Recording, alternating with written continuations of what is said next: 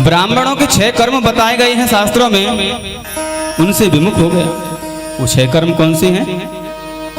आइए श्रवण करते हैं। संध्या स्नानम जपश्चैव देवतानां च पूजनम ब्रह्मयज्ञं तथातिथ्यं षट्कर्माणि दिने दिने। संध्या करना, प्रातः काले स्नान करना और अपने इष्ट मंत्र का जाप करना, देवताओं का पूजन करना, ब्रह्म यज्ञम अग्नि यज्ञ करना,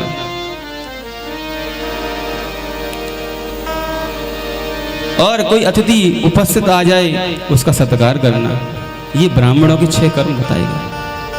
षट्कर्माणि दिने दिने, इसे एक दिन नहीं प्रतिदिन करना चाहिए ब्राह्मण को।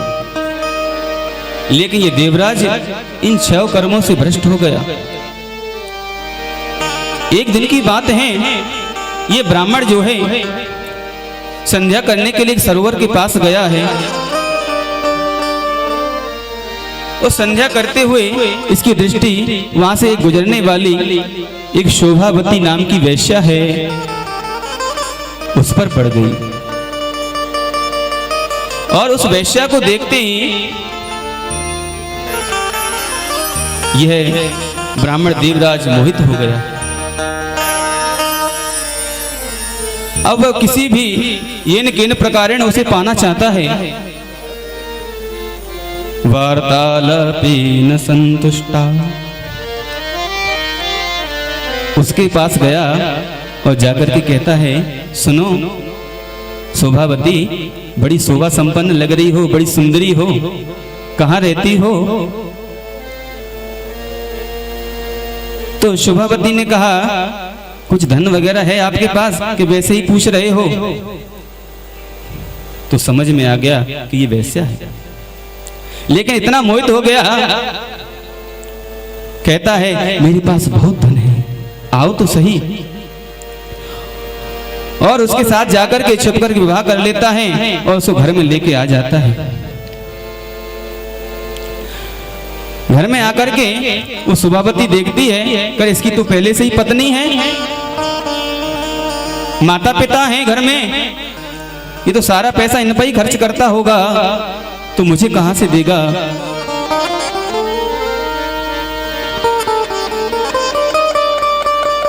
कहती है कि सुनो, जब तक ये माता पिता घर में रहेंगे और ये तुम्हारी जो बहू है ना पहले वाली, ये रहेगी ना, तब तक मैं इस घर में नहीं रहूंगी, ध्यान से सुन लो।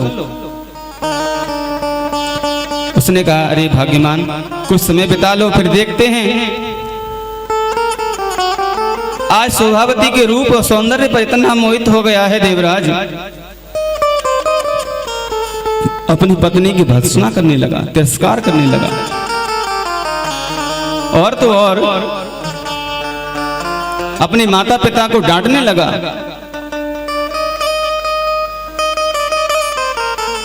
अभिवादनशीलस्य नित्यं वृद्धोपसेविनः चत्वारि तस्य वर्धन्ते आयुर्विद्या यशो बलम। जो अभिवादनशील है, माता पिता के गुरु के चरणों में प्रणाम करता है, उसकी 4 चीजें हमेशा बढ़ती हैं सज्जनों। उनकी आयु, विद्या, यश और बल। और जो अभिवादन नहीं करते हैं, जो माता पिता को और गुरु को प्रणाम नहीं करते, उनकी ये 4 चीजें क्षीण हो जाती हैं। तो आज इस देवराज ने देखा माता पिता की सेवा करना तो दूर, उनको भर्त्सना करने लगा, उनको प्रताड़ित करने लगा। फिर भी माता पिता पत्नी यही कहते हैं कि कुछ भी हो, हम तो यहीं रहेंगे, इसी घर में रहेंगे, हम ये घर छोड़कर नहीं जाएंगे, ये हमारा घर है। शोभावती ने कहा, देखो जब तक ये रहेंगे मुझे शांति नहीं मिलेगी।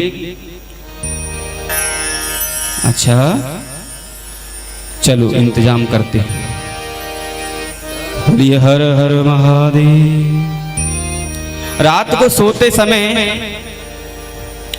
उसने अपनी बहू को यानी पत्नी को, माता पिता को, तीनों को समाप्त कर दिया। माता पिता को मारने का बद जो लगा उसको, वो हत्या लगी। पत्नी को भी समाप्त कर दिया। कुछ समय जो है उसने उसी घर में बिताया। धीरे धीरे सही आसन भोजनादिषु, एक ही साथ उसके साथ बैठता है आसन पर, और एक साथ कोई भी आ जाए घर में उसके साथ ही बैठा रहता है।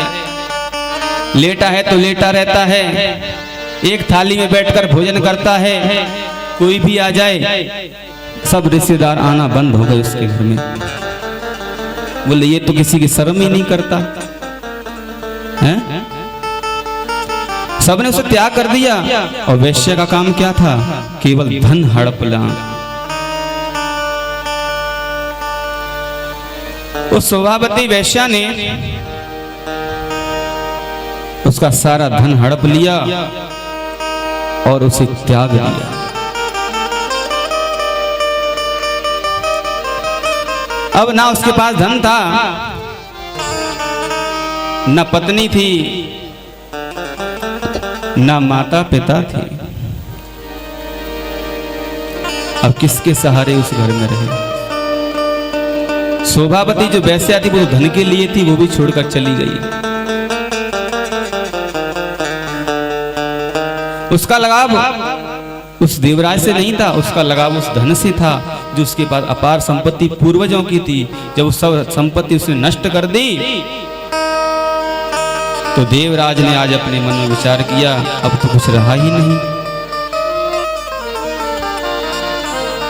तब कुछ संतों की मंडली जो है भ्रमण करते हुए उस नगर में आई है, जो शिव का नाम लेते हुए उस नगर में भ्रमण कर रहे थे।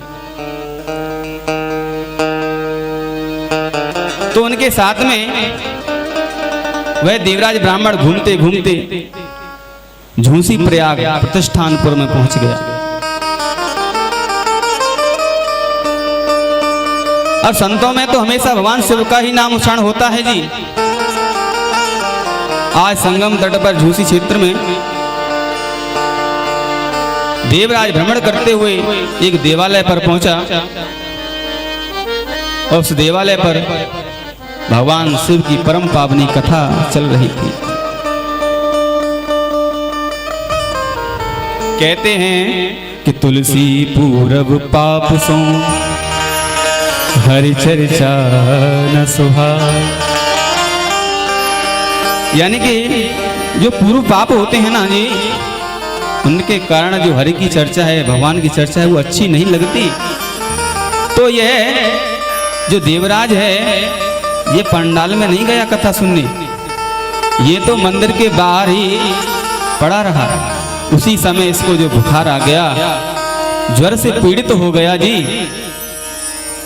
और ज्वर से पीड़ित होते हुए जब शिव की कथा संपन्न हुई और ज्वर से पीड़ित होने के कारण संपन्न कथा हुई, और वैसे ही देवराज भी संपन्न हो गए। बोलिए श्री हर हर महादेव।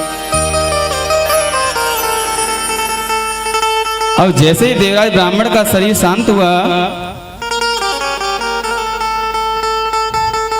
भस्म भूषित भूषण सर्वे रुद्राक्ष धारिणा,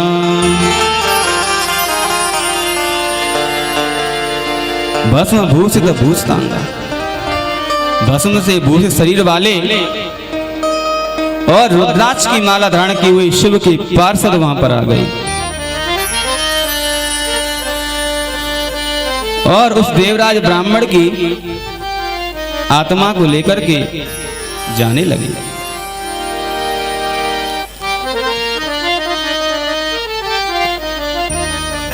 तो जैसे ही रास्ते में जा रहे हैं तो यम के भेजे दूत भी आ गए।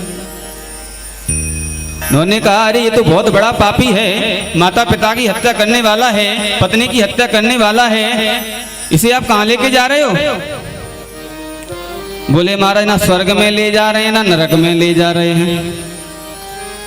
अच्छा तो कहाँ ले जा रहे हैं? कि रुद्राय वन संशय ये शृण्वन्ति कथां दिव्याम्। जो शिव जी की कथा सुनते हैं ना वो तो शिव के पार्षद बन जाते हैं, शिव के गढ़ हो जाते हैं जी। इस शिवलोक को जाएगा ना स्वर्ग में जाएगा और ना नरक में जाएगा। बोलिए हर हर।